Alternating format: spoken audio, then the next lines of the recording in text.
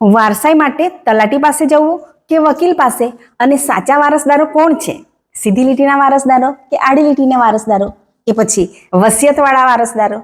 વારસાઈમાં સૌથી મોટી ભૂલ શું થાય છે? તમે પણ કરતા હશો. ચાલો તો આપણે આ બધું જ આ વિડીયોમાં સમજીશું.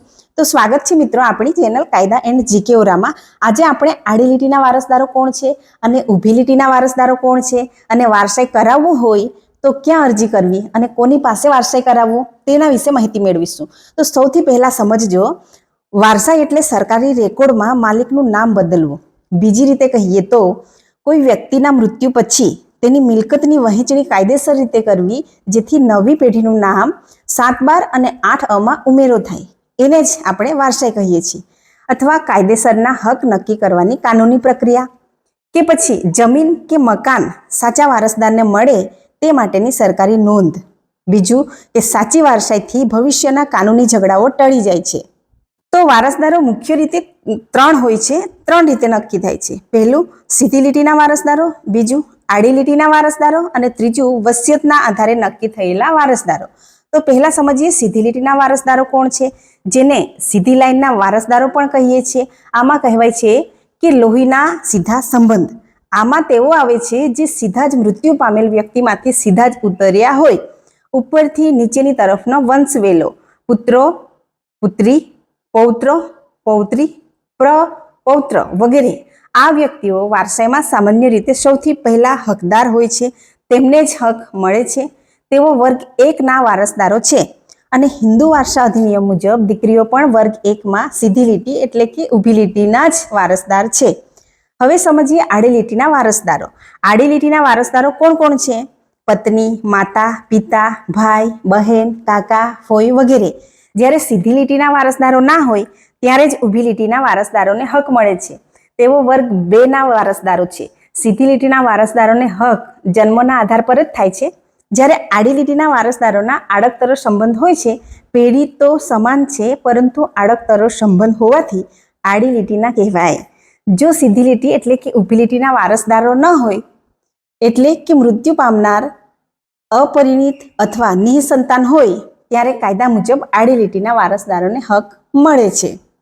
આ તો આપણે જાણી લીધું કે ભાઈ આડી લીટી અને સીધી લીટીના વારસદારો કોણ કોણ છે. પણ વારસાઈ કરાવવું હોય તો એના માટે આપણે જરૂરી દસ્તાવેજો તૈયાર રાખવા પડે. એમાં કયા કયા દસ્તાવેજો આવી શકે? જો મૃત્યુ પ્રમાણપત્ર, જમીનના કાગળ એટલે 7(12) અને 8(a) ની નકલો, આધાર કાર્ડ, ઓળખના પુરાવાઓ, વંશાવલી એટલે કે પેઢીનામું, વસિયત હોય તો તેની નકલ આપણે રાખવી પડે. વસિયત એટલે વિલ. વારસાઈ બાબતનું સોગંદનામું કરાવવું. બધા વારસદારો પાસેથી સંમતિ લેવી પડે. બધા વારસદારોની સંમતિ લીધી હોય તો વારસાઈમાં સરળતા રહે છે. તેથી આ ડોક્યુમેન્ટ્સ જરૂરી દસ્તાવેજો તૈયાર રાખવા પડે. હવે દસ્તાવેજો તૈયાર થઈ જાય એટલે પ્રશ્ન થાય કે અરજી ક્યાં કરવી? જમીન માટે વારસાઈની એન્ટ્રી કરાવવી પડે છે. તો એન્ટ્રી માટે ગ્રામ પંચાયતના તલાટી કમ મંત્રી પાસે અરજી કરવી, અથવા તો ઓનલાઈન એનીરોર અથવા ઈ-ધારા દ્વારા પણ અરજી કરી શકાય છે. આ અરજી કર્યા પછી તપાસ થશે અને જાહેરનામું મૂકવામાં આવશે. તપાસ કોણ કરશે? તલાટી દ્વારા તપાસ કરવામાં આવશે અને ગામમાં જાહેરનામું મૂકવામાં આવે છે, એટલે કે નોટિસ મુકાય છે, જેથી કોઈ વાંધો હોય તો રજૂઆત કરી શકાય. અને આ પ્રક્રિયા પછી એન્ટ્રી મંજૂર કરવામાં આવે છે. હવે એન્ટ્રી મંજૂર કોણ કરશે? મામલતદાર અથવા સર્કલ ઓફિસર એન્ટ્રી મંજૂર કરે છે. ત્યારબાદ 7(12)માં નવા વારસદારોના નામ દાખલ થાય છે. અને 7(12)માં જ્યારે આપણે ઓનલાઈન જોતા હોઈએ છીએ ત્યારે આપણને 7(12)માં નવા વારસદારોના નામ દેખાય છે. હવે મુખ્ય પ્રશ્નો એ છે કે વારસાઈ તો કરાવી છે, પણ કોની પાસે કરાવવી જોઈએ? વારસાઈ કરવાની પ્રક્રિયા કાયદેસર રીતે અને સાચી જગ્યાએ કરાવવી બહુ જરૂરી છે. નહીં તો આગળ જઈને ઝઘડા કે કાનૂની મુશ્કેલી ઊભી થઈ શકે છે. તેથી પહેલું તો વારસાઈ કરાવી આપણે તલાટી કમ મંત્રી પાસે ગ્રામ સ્તરે મુખ્ય પ્રક્રિયા થાય છે. અને બીજું મામલતદાર ઓફિસમાં સંપર્ક કરવો મંજૂરી માટે. અને ઓનલાઈન કામ માટે તમારે ગુજરાત સરકારની વેબસાઇટ ઈ-ધારા અથવા એનીરોર પોર્ટલ પર જઈ શકાય છે. અને ચોથું, જો કોઈ ઝઘડો એટલે કે વિવાદ હોય અને કઠિન કેસ લાગે તો વકીલનો સંપર્ક કરી યોગ્ય માર્ગદર્શન મેળવી શકાય છે. આમ આપણે જોયું કે ભાઈ સીધી લીટીના વારસદારો અને આડી લીટીના વારસદારો કોણ કોણ છે, અને વસિયતના આધારના વારસદારો કોણ છે વગેરે આપણે જોયું. તો આડી લીટી અને સીધી લીટીના વારસદારો સિવાય જો મૃત્યુ પામેલ વ્યક્તિ વસિયત એટલે કે વિલ લખીને જાય છે તો પ્રથમ પ્રાધાન્ય વસિયતના વારસદારોને મળે છે.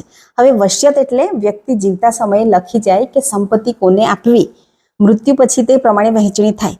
જો વસિયત નથી તો કાયદા મુજબ સીધી લીટીના વારસદારો પ્રથમ વર્ગના છે અને આડી લીટીના વારસદારો બીજા વર્ગના આવે છે. તો મિત્રો, આવી કાનૂની સરળ માહિતી માટે ચેનલને સબસ્ક્રાઇબ કરો અને આ વિડીયો સાચવી રાખજો, કામ આવશે. ધન્યવાદ.